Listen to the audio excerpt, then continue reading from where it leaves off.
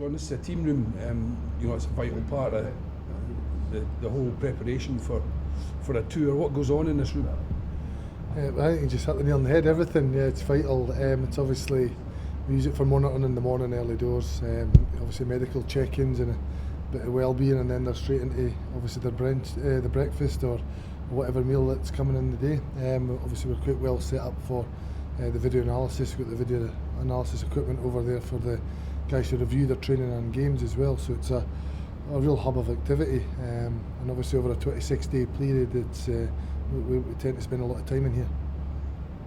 You've selected a lot of teams in your time as a coach, a club coach, and now as head coach of under-20s. How difficult was this selection? I think relatively simple in terms of we had a strategy going into game 1 and 2. These are top nations that we're playing against. Every team in the competition's obviously tapered, and you just cannot simply play everybody in every game for 5 games or you break people. And we've seen that in the first game. It was a physical encounter. Their injury list was through the roof during the game and after. And although we've turned a lot of these players around and they are fit, we had a clear strategy with the 6 guys that were left out the squad for the first one. There's some big guys there like Callum Hunter-Hill and Scott Burnside who were mainstays of our Six Nations team, that obviously Robbie Nairn as well, that were in there with a bit of experience that we knew that could be used in the second game.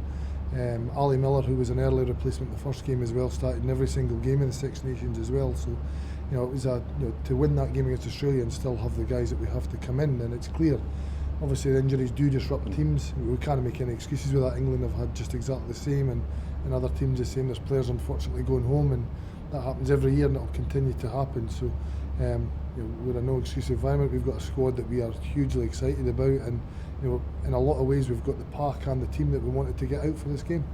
How pleased are you the way things stand, particularly after that win? That must help in terms of the preparation for this one. It makes the strategy that much easier, I suppose, if you're able to say, yeah, that's on track, that's working.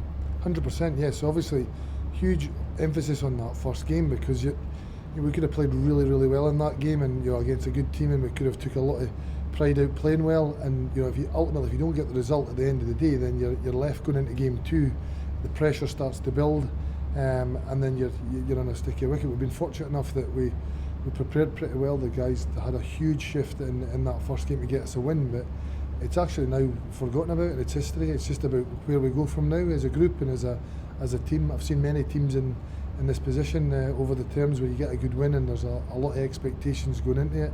The next game, it's about performance now, and we'll be hugely disappointed if we don't win at the weekend, because that's, I think, what the squad has now demanded from itself. You described the tough nature of the game, and that's right across the board in the competition. So how much more important has been the contribution of your backroom staff as well, in terms of keeping the sort of momentum going for Scotland?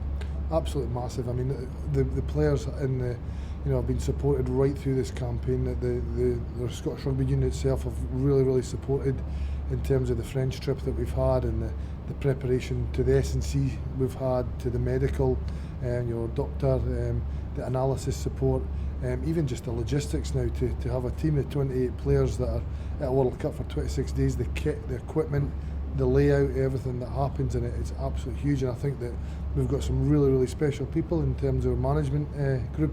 Obviously yourselves as media guys as well, keeping everything on track, and the actual preparation that goes into it. The players are wanting for nothing, and I think that they're obviously feeling the benefits of that full round support, and they're able to perform to their ability too.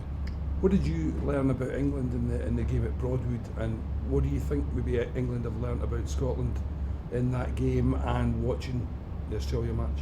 I think the big thing that they all learned is not to underestimate us. I think they probably came there, first game of the championship with on paper a very strong team, and we secretly knew that as well. And I think we got a preparation absolutely right for the game. We looked at the England in depth, and we're lucky enough that they executed a lot of stuff we looked at. But we played ultimately, some really good attacking rugby, and we pressured them. And when we didn't have the ball, our defence was equally as good. So when you get both things combining and working well, it does help. We looked at key areas of the game where England are usually historically very strong and go to as a strength. So like any team, if you can take that strength away from them, then it's a bonus. But England will have had a real hard look at us as well. We've got 5 games of footage through the Six Nations. There's no doubt they'll have got tapes from France, and they've obviously got the Australia game. So they'll look at it. They'll be equally as prepared. They've picked a very strong squad,